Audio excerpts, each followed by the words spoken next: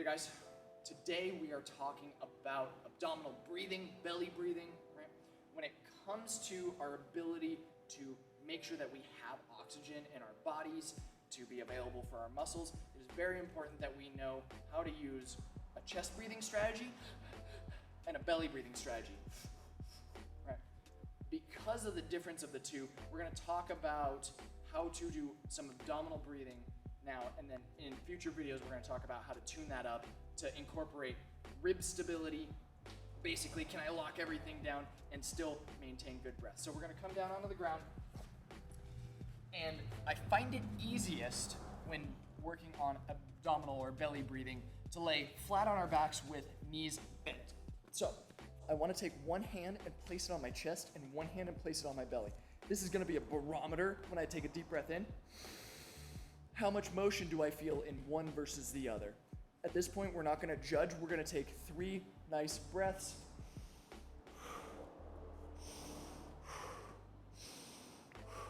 Right, of course, a little bit slower than that just to kind of feel the motion.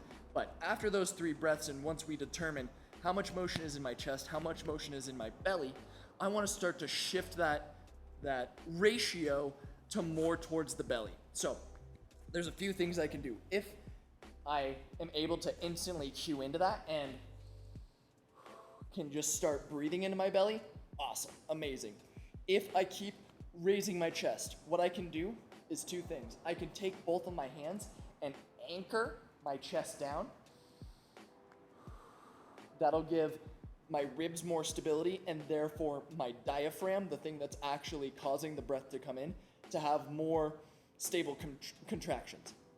The second thing I can do is, you know when you get in a fight and you get punched in the stomach and it knocks the wind out of you, right? As your stomach comes in, air goes out of my lungs. So what I want to do is think about breathing in and pushing that belly out. So if I imagine my fist coming in, boom, I can breathe in. I can take a deep breath in and push that fist away. I can give myself an external cue, something to think about.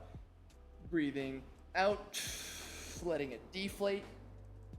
Inhale, pushing that fist up and away. Deflate, inflate, deflate.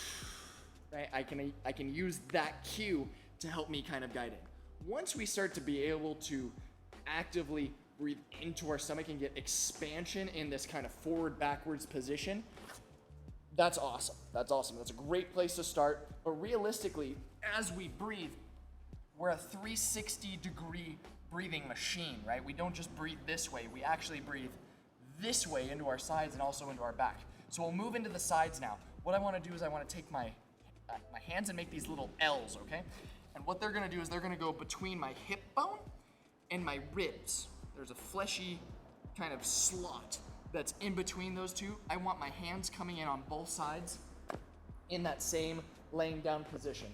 What I'm gonna do is I'm gonna press in with my hands to give myself a little feedback. And now I'm gonna breathe in and imagine pushing them away. Breathe out, letting them come in close to each other. Breathe in, breathe out. Breathe in, breathe out, right? Same idea as the forward back, but we're getting to the side. The last bit, and is the hardest bit, is gonna be breathing into our low back.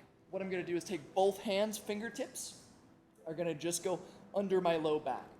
What do I wanna imagine is I'm gonna breathe my back down into my fingers. Our fingers are way more sensitive than our back is when it comes to the brain and neurology.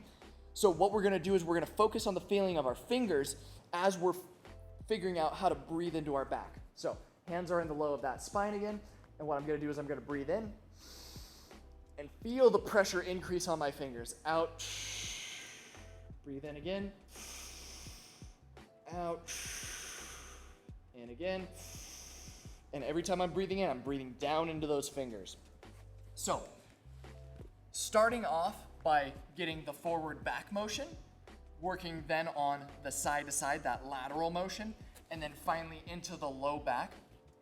getting all three of those locked in together is going to be a great strategy to start to build awareness basically of our core, because as we're abdominally or belly breathing, that is activating our diaphragm, which is our main breathing muscle, that is integrated into our ability to activate and contract our core. So play around with that. What I would recommend is at least 2 to 3 times a day. You breathe like 24,000 times a day. So let's at least lock some of those into this kind of controlled manner. 2 to 3 times a day, minute or two working on forwards, sides, and back. Not a couple minutes for each, but a couple minutes total working on that breath, okay? Play around with that one. We'll see you in the next.